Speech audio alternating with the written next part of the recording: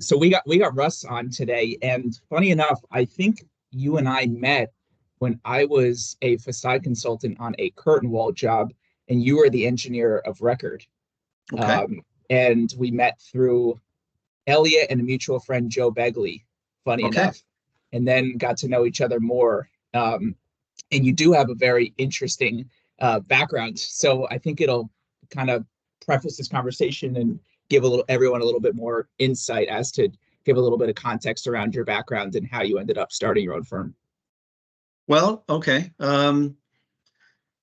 I started out working in building investigation and learned a lot from my mentors, looking at failures, and it made a big impact on me. And it showed me a particular methodology for understanding how buildings go together, and specifically how facade systems function, being the barriers that they are in so many different ways. And the architectural aspects were also interesting to me. I guess I might have gone off of the path of investigation and going to architecture school, and found myself deciding that the best way to become a good architect was by following the principles I was taught as a young engineer. And when I finished architecture school, I joined a design firm, and that design firm was working on glass. So with the background in glass failure investigation and then in doing glass design, it seemed to fall right into place, and I found myself lucky that way. And since then, um, after working with a number of companies, Avro, which is 12 years old now, has found itself doing a diversified array of work, partly because of the architecture school and perhaps art connections, and then the original forensic teaching. So we do design work, we do engineer of record services work. We also work on art projects with artists, and we find ourselves being called into investigations on a pretty regular basis. So it's a weird diversification of work for such a small firm. We've never been more than five, and we do well that way. We'll get to the class specific stuff because I think it's a very interesting topic. But I do remember having a conversation with you when I veered off to doing some engineer of record work on my own. And I think, especially as a young uh, engineer in the industry, and then taking on work where you're an engineer of record and you have that liability, taking on a simple storefront scope seems manageable. And I think I would look at a mid to high rise curtain wall project and think this is very intimidating. It's too much. And Hmm. when speaking with you, you were like, the core principles still apply. You're just rinse and repeating a lot of those connections, throughout, typically all the way up on a building for 30 stories. It's kind of those atypical corner zones and so forth that you need to focus on. But if you look at your portfolio, and maybe it's limited what you share, you work on some kind of specialty structure, abstract type of work. I think you worked on the church downtown by the World Trade Center that I pass all the time. And also you've done Apple Store designs and so forth. So you're not looking at the simple stuff. You like to go to the extreme. I guess that's probably what it is. You know, they say the best advisors are those who come with solutions rather than just simply descriptions of a problem. And we find ourselves always looking to provide a description of the solution, partly by identifying the problem. And again, my training is such that unless you know the actual details of the problem, and you can state them without judgment, you really don't know which way to go. I would say that the posts that you've been providing really foster the conversation that allows many people to not only gain new information, but also to understand how to take something apart and look at the various properties, characteristics, behavior, and it's through an understanding of those things that I find that Avro finds itself working on projects. So maybe that responds to what you're saying. Do you think you can be there's no real definition on how somebody would qualify themselves as a curtain wall expert when it comes to the engineering side. But you think about let's take aside glass for 1 second, just analyzing the members and looking at all the specific accessories and anti-walk screws and anti-buckling clips and P-clips and understanding movement. I mean, how much there is to learn about just that. I feel like it's forever changing knowledge. And then to take a next step further, And I remember when being on the consulting side, typically you would focus in one area. So maybe you did unitized curtain wall, window wall, maybe you would focus on masonry or precast or existing buildings or new construction. You can just make a whole career out of focusing on glass alone.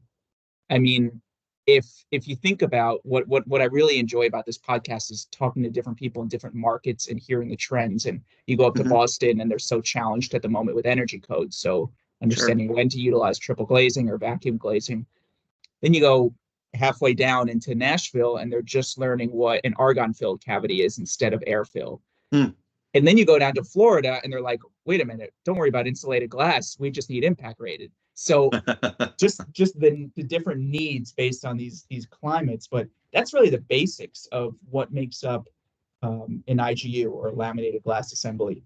The conversation we're going to have today and where it takes a step further is understanding glass behavior under thermal stress, under structural load, under just various point loads, and not only what happens in a steady state condition, but sort of those behaviors over time, and it's how it's going to impact the perimeter seal. So glass is very complicated, and I think when you uncover what's really happening and you dig deeper, I think it can be intimidating for some. I suppose there could also be the phenomenology of perception that because it's transparent, it has some sort of nothingness to it, that it doesn't have material properties. Wasn't it that wonderful podcast you had with Samir Kumar, where he talked about the face of a building to the outside serving a completely different contingent of people than the face of the inside of a building? And glass has a significant effect on that if one considers it to be purely transparent. And others might argue that it's not transparent, that it's a filter in so many different ways and an optical filter as well. But when you look at the surface of a piece of glass under a microscope, you realize that not only is it not transparent, but it's also a very, very coarse field. And it's proliferated with flaws. And these flaws come from the manufacturing or a direct result of pulling a piece of glass off a float line at the end of the manufacturing process. And so the intimidating aspect of it could be the fact that when you look at it, you don't see any apparent potential risk, but the combination of its brittleness, the critical stress intensity factor, which we can talk about, and its correlation with other materials, the covalent bonds that make it up, as opposed to the ionic bonds that make up true solid materials, and the fact that the breakage occurs in many cases instantaneously without warning. And there are a number of ways to explain why that happens, whether it's because of a thermal stress or a mechanical stress. All of those things probably give people the impression that there's something that they can't understand, and maybe that's how the intimidation comes about.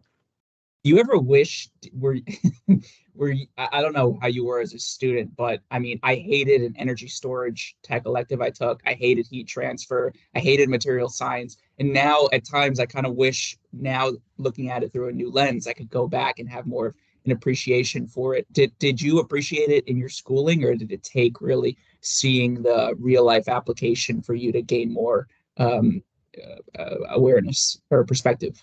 I was lucky enough to be part of a co-op program, and all the things I learned in class had an effect on what I could do in the field while I was still a student.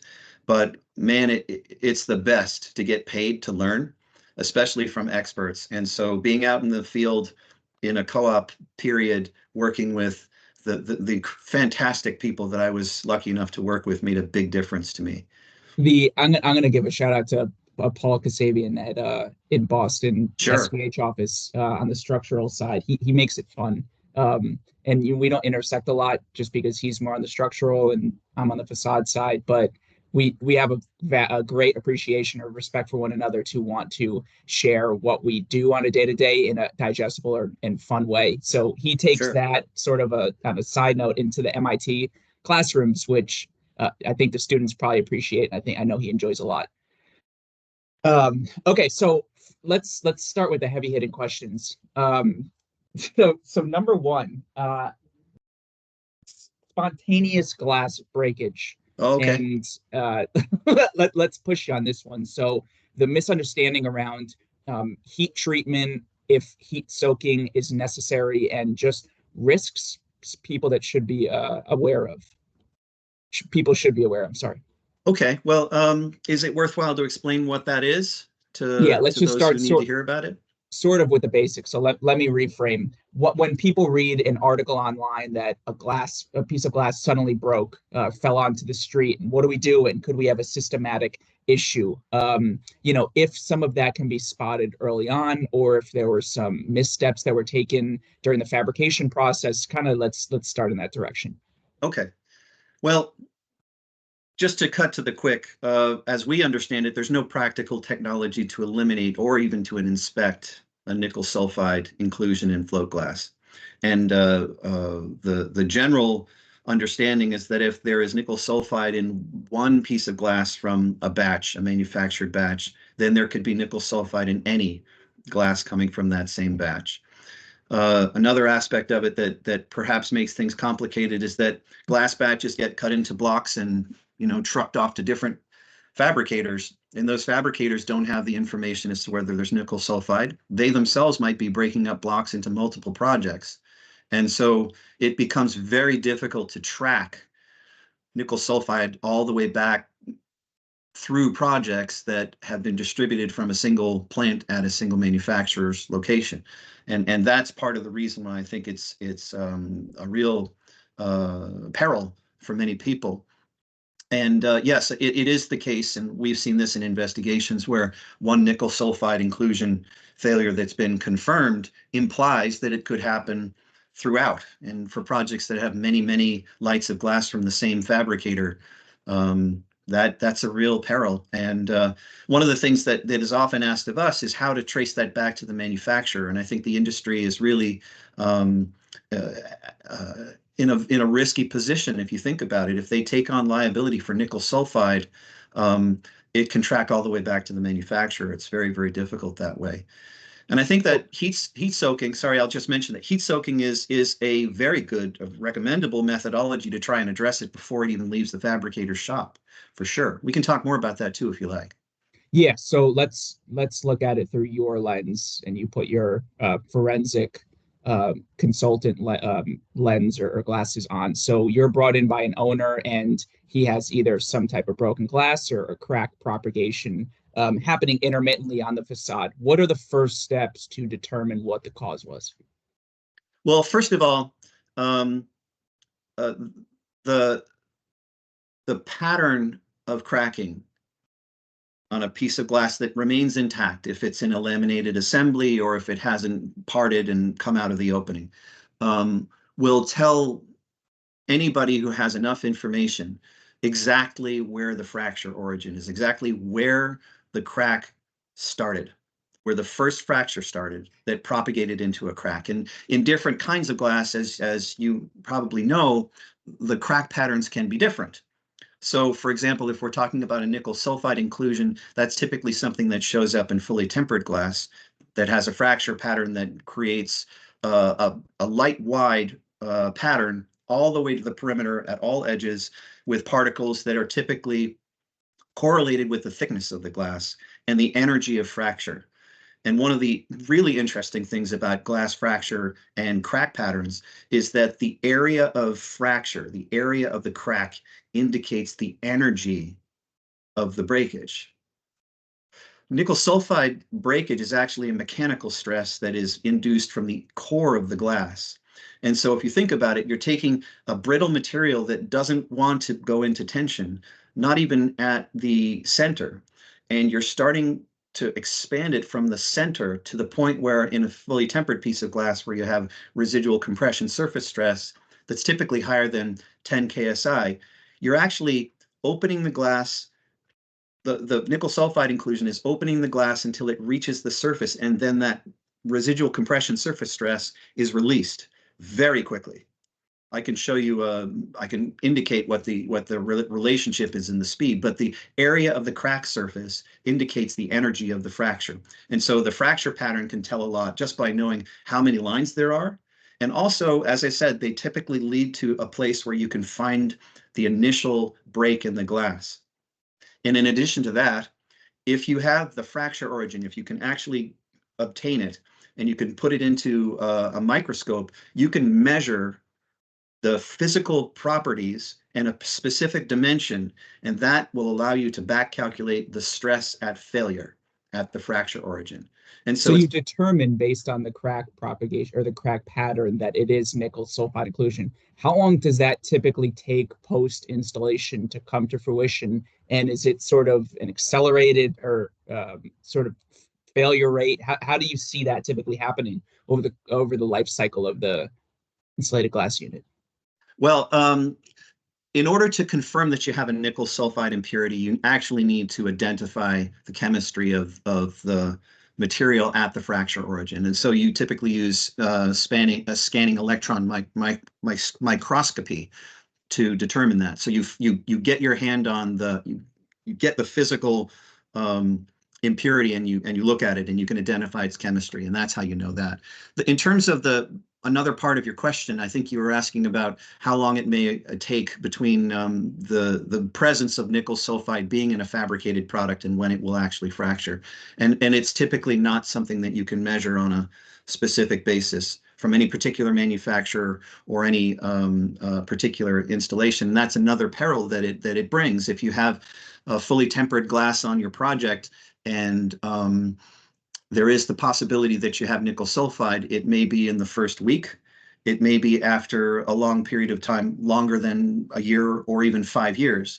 The process of nickel sulfide impurities creating failure include a phase change in the material that is often correlated with temperature cycling. And that's the reason why heat soaking is recommended, because it induces certain temperature cycling stresses on the nickel sulfide stone so that it will go through that phase change, expand its volume, and create a break in the center of the glass. So other than heat soaking, which is just a means of limiting the probability of risk from I think it's 6 or 7 out of 1,000 to maybe 3 out of 1,000 lights, if that's correct. Correct me if I'm wrong. Are there other means of inspection or picking it up early within the float glass process to limit the likelihood?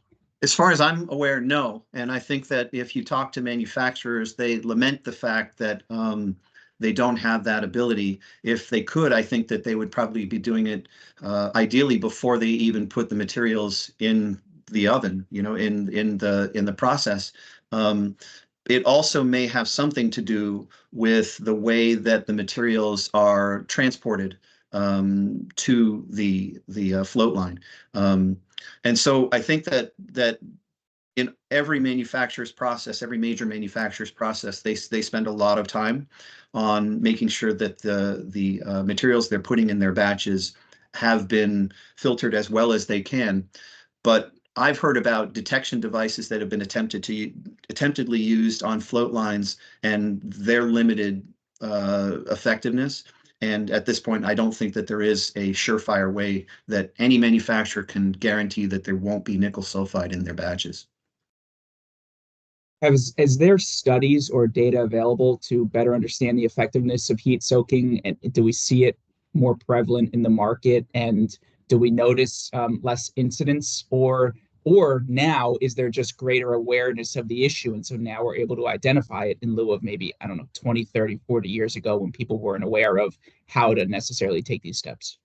Well, first of all, we always recommend heat soaking, and I think many consultants and glass specifiers would do the same.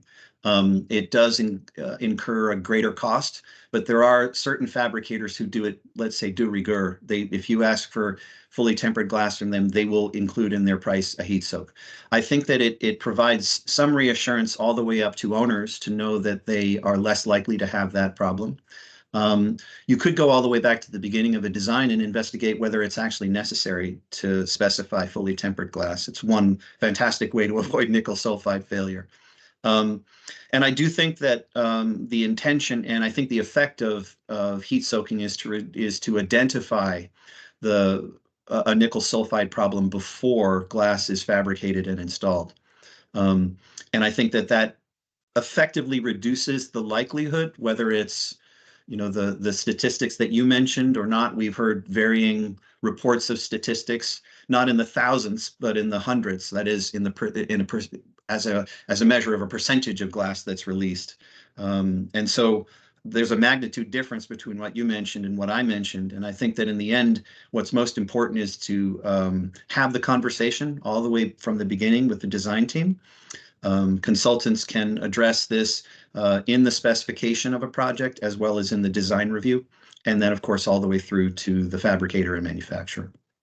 Let's look at the next means of failure. Do you want to start with thermal stress, or does another one come up to mind first? Sure. No, thermal stress is a great topic to discuss, and it happens in a different product. That is, if you differentiate float glass, which is the glass that's produced on a float line of liquid tin, which makes up, I'd say, a vast majority of the architectural and structural glass we're talking about. When it comes off the line, it has been heated and cooled in the process so that it has no residual compression surface stress and very little, in fact, inherent stress in the finished material. And that has been annealed.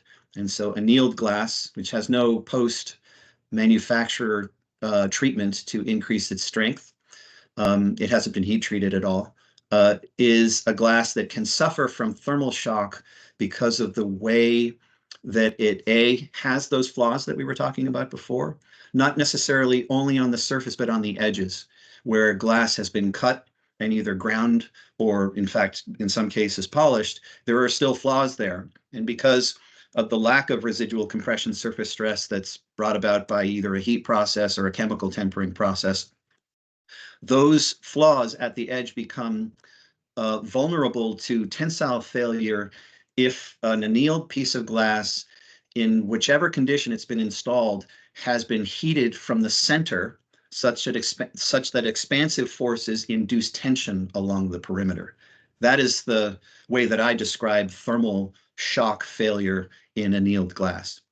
Typically, it doesn't happen in heat strengthened glass and in fully tempered glass because the residual compression surface stress is enough to be able to withstand the stresses induced by temperature propagated from the center of glass towards the edges.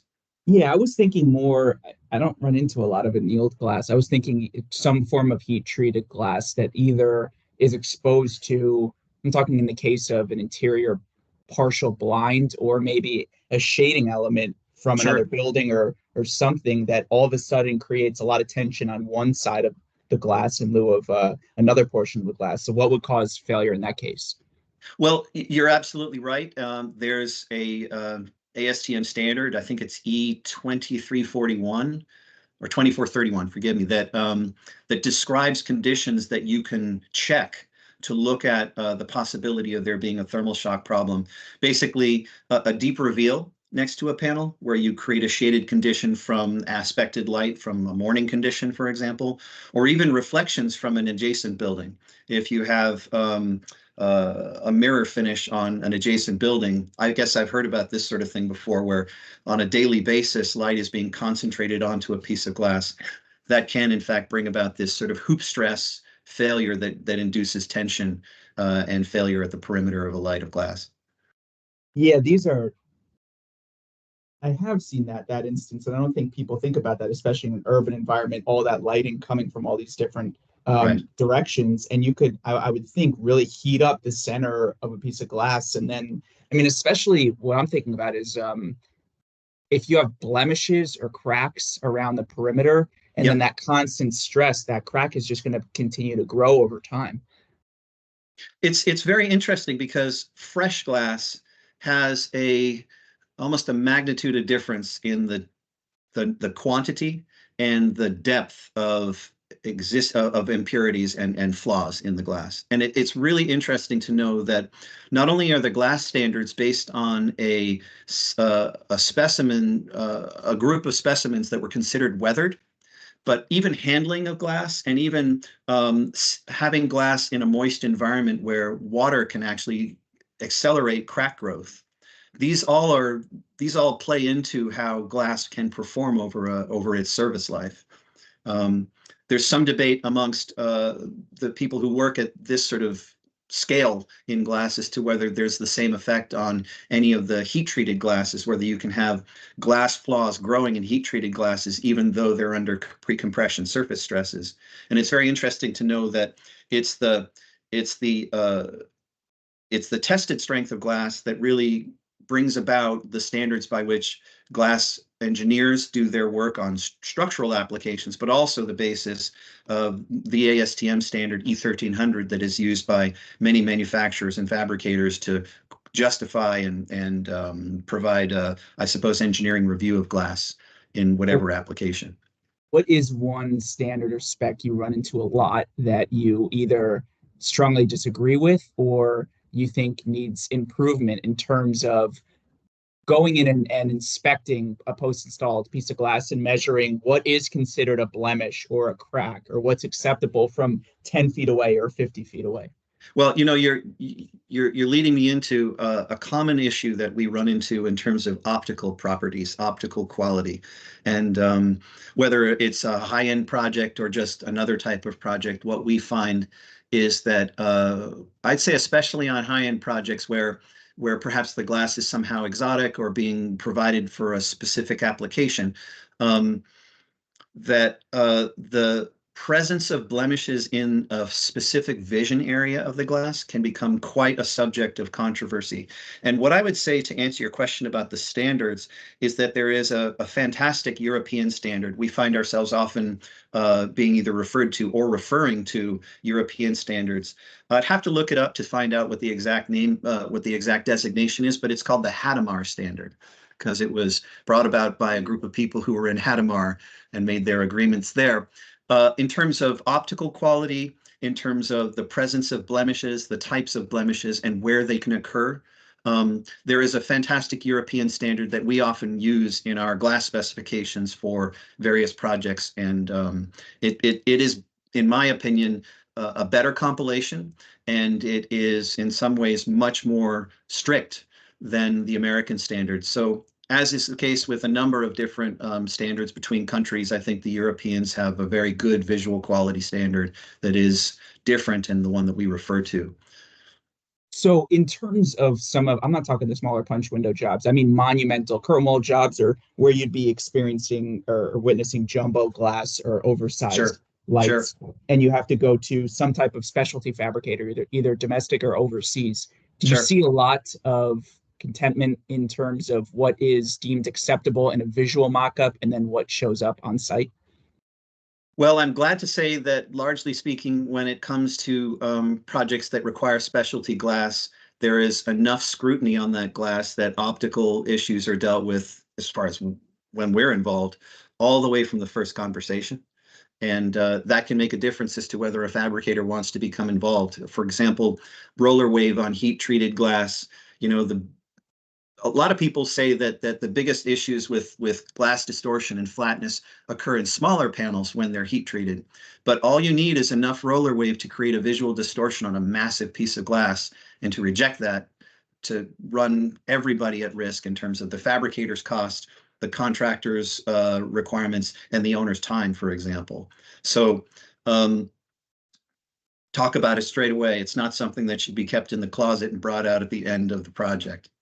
Yeah, I guess I asked because you walk around the city, and I'm sure you do this often.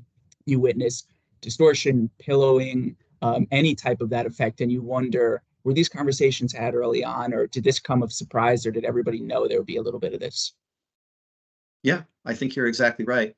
On specialty projects, structural glass projects, I think these conversations happen all the time. They really should. And for those fantastic entries or thin glass projects, it wouldn't make any sense to not have those conversations. So on the projects that we're working on and the projects that we've done so far, it's part of the conversation straight away. I guess I can say that you can see who you're working with by their response to these issues when they get brought up as well. How would you explain to somebody outside of the industry what it means for a glass unit to have a certain or limited warranty in terms of laminated having 5 years, insulated typically having 10 years? What should they expect after that warranty period? Are you going to see complete degradation of the unit, or should it last far beyond its specified warranty? Well, for different material applications, let's say for lamination, and I suppose the same would be for a fabricated insulating glass unit. There are really two aspects that make the most difference to us, and they're identified by many: the design aspect and then the implementation aspect. And so it is possible to have a premature failure because of fabrication. But once that has been dealt with, that is, when you have a good fabrication, it really, really depends on the design, the conditions that the glass will be sitting in for that period of time. There are plenty of examples of remedies for premature failure that can be avoided in a design. And so we're always looking to avoid those conditions. Perhaps one of the most prevalent is when you sit the edge of glass in water. Insulating unit, laminated glass, sitting anything in water where you have the ability for water to put a mechanical action on the glass can make a big difference. So if you set up an important piece of glass in a glazing pocket, it's important, for example, to make sure that that glazing pocket will drain. It sounds basic, but it's super important.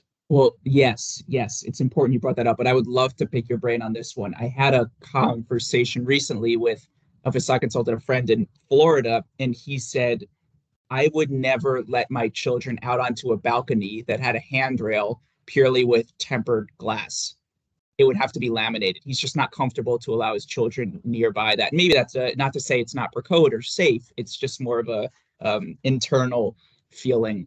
What has your experience been with exposed handrails, either that have a top cap or the glass, like a windscreen where the glass is left completely exposed, and failure in those applications? Well, we've seen a number of different types of failure. You're bringing up a couple different topics.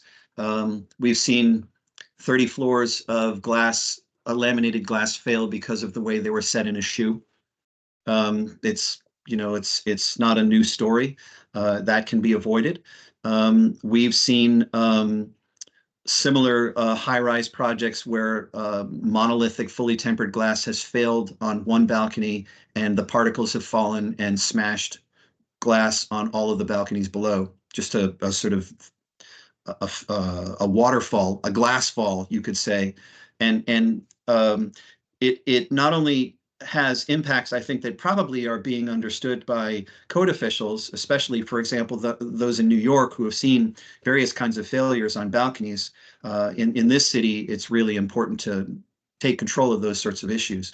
But also in general, I think a number of glass consultants will design glass so that they have not only load resistance, but they have redundancy. And I don't think that's necessarily mandated. I think there are teams, I know that there are teams currently working on glass standard proposals that include a consideration for redundancy. And in general, I think good practice in glass design includes a consideration for redundancy. And so your consultant friend who would not let his kids onto that balcony, I can understand why he'd be concerned. All you need is the wrong combination and a lack of consideration for redundancy, and you could have an unsafe condition. You spoke about the perimeter being exposed to water, and if you think about let's think about a windscreen design that's set in a shoe, and then Yep. the shoe is either anchored or welded back to the structure. So there's really three components to consider from an engineering standpoint, but purely looking at the glass unit, do you run a risk of having the head of that laminated unit, the interlayer, exposed to water over time, and the risk of delamination? Yes, you have the risk of delamination wherever the glass can sit in water or where water can sit on it. Unless you have a fabrication problem, which there could be, and it could be part of a combined effect, you might not necessarily see delamination along the vertical edge of a glass light, for example. It really depends on not only the conditions, but it also depends on the material itself that makes up the laminated assembly and how well it's laminated. There are some products that are less likely to be well laminated at the edge versus in the field of the glass, and so that can become an issue. There are some kinds that whose bond depends less upon temperature and compression as they do on adhesion. And so all of these sorts of aspects get taken into consideration when looking at, let's say, a delamination failure. But generally speaking, as I mentioned before, one of the rules of thumb is to not let the glass edge sit in water and to not let water sit on the glass edge. It becomes important when you think about the fact that glass that is heat treated very often has a certain tolerance in size. And so, for example, if you're looking for a laminated assembly that has an undressed edge, it's important to consider that as well when specifying glass. Very often, it should be the case that one would specify where one wants the alignment between two pieces of glass that are being laminated together at those exposed edges.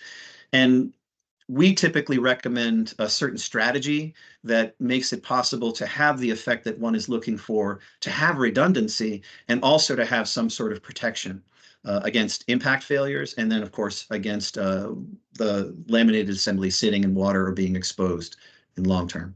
Well, now that you just bring up laminated glass in general, I think aside from, if an owner is considered worried about having tempered glass, even with heat soaking in a safety glazing application, obviously they have the option to use laminated as well, but it typically comes at a significant cost premium. On an aside, I'd be curious if you agree here, probably more so than any other market in the country, I think we see more laminated glass in New York City than anywhere, just because of our acoustic requirements with OER and the need to use laminated assemblies just to hit those OITC requirements. You're exactly right. And I think it's a very good solution if you think about it.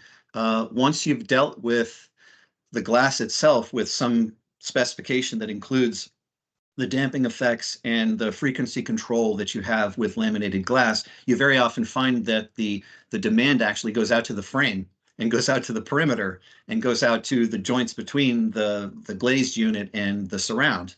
And I think that in a way, laminated glass has provided a fantastic solution for dealing with the sort of drum head that a glass panel is within a frame.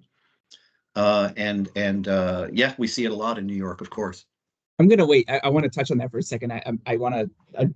The glass is like a drum head within the frame, and so do you think you have different behavior of the glass unit if we're talking about a dry glazed system versus wet glazed? So if it's a structurally glazed assembly, whether window, curtain wall, the glass is glued to the frame, so you have that sort of rigidity, and you'd think the glass and frame are going to behave together. Where if you have a dry glazed system where the glass is just sitting in some type of wedge gasket, you might have sort of that displacement between the two components. It's true. If you think about it, I mean, one of the aspects of designing glass in a support frame is to make sure that when it's loaded, it won't leave the frame. It won't withdraw from the frame. So one difference between a dry glazed assembly and, say, a structural silicone glazed assembly is that you do, in fact, induce diaphragm forces with a structural silicone glaze condition. It might make, I guess, since we were talking about drum heads, effectively a tighter drum head. I suppose that's possible. Whether that has an effect on the overall acoustic properties is an interesting question. And, in New York, there are hundreds of thousands of square feet of structural silicone glazed assemblies that may or may not realize how they've benefited from that, if in fact it's a useful way to deal with acoustics. Yeah, I wasn't even thinking from the acoustic standpoint. More, I think about it from especially a handling standpoint and long-term performance and water management. I Sure. think I've been thinking lately about with operable windows, especially larger operable windows, if they're mishandled, you get that parallelogram effect where the sash suddenly might misalign with the frame.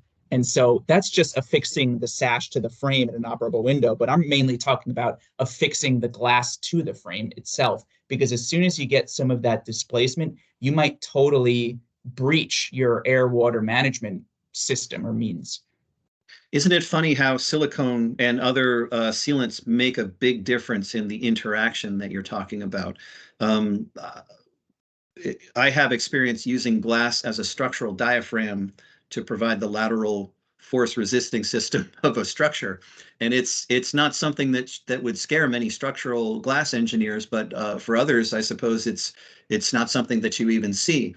But adhesives and those kinds of applications of adhesives have multiple functions. In fact, you're talking about, for example, in the case of a hinged door or an operable, the glass is actually stiffer in plane than the frame. And depending on how you block it, how you set it against the frame, you find that the glass is in fact part of the load path, not only against lateral forces, but against gravity forces when the door or window is open. And it's a fantastic thing. It's kind of fun to think about how the load path works and how a sealant can make a big difference, not only in, say, providing a backup waterproofing barrier, but also something that passes stresses through the silicone as part of a composite, because it's now a different material stiffness and provides for, you know, a fantastic custom door, or even the operables that you're talking about that might be, again, all over the city. Well, I also find this funny or interesting, and you probably have a unique perspective on this, just given your background, that a lot of people don't like the concept of a barrier system or relying on sealant or a wet seal joint between your various interfaces or panel details, and they're sold on the whole rain screen design principle that's utilized in unitized curtain wall. But Okay. there's a whole industry built on leak investigation of curtain wall units, and couple that with the fact that even though you're unitizing and it enhances quality control, you're still relying on that sealant joint at your stack joints and the chicken head, and a lot of sealant and means and methods required on site. So my argument is that I don't think either approach are bulletproof. I think that's true. I think some of the systems that we've seen that work well have a very specific quantity of liquid sealant that is used. It's actually part of the specification that there's a certain aperture with a certain volume that you put into a certain opening at a certain time in the fabrication process. And those kinds of well thought out assembly schemes that have been correlated with testing that shows that a system can work well are fantastic.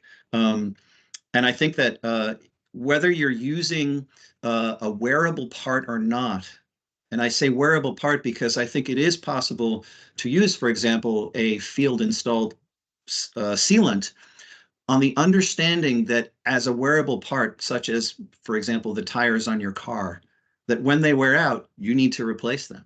And I think that it's part of the strategy, part of what you would let an owner know, and part of what you would be paying for, to understand that with one type of system, you may not need to do that. And with another type of system, you may need to be regularly on, you know, whatever the basis would be, whatever the period would be, checking those components, having easy access to them, and being able to replace them. Sometimes a system that you check every 5 years and replace component parts that are actually meant to fail in a certain way is better than guaranteeing an owner a system that will never fail. Completely agreed. Completely agreed. So I'm going to cut this off and we're going to do Sure. a round two, especially because Elliot told me I need to pick your brain on your motorcycle collection, but we're going to save that one for Sure. round two. Sure. So I don't think it's considered a shameless plug if I suggest you do so. So if people want to talk or need guidance when it comes to glass or assembly systems or in general, what's the best way to reach out to you? Well, I can be reached at the company website, and the number's there and our email is there, and I'm happy to respond to anybody who'd like to talk to us about today's subject or the other work that Avro does. I think we'll change the premise of any conversation if it comes down to motorcycles, and I'm happy to talk about those too. Good. All right, Russ, thanks for hopping on. It was a lot of fun. Thanks. Talk to you again. Take care.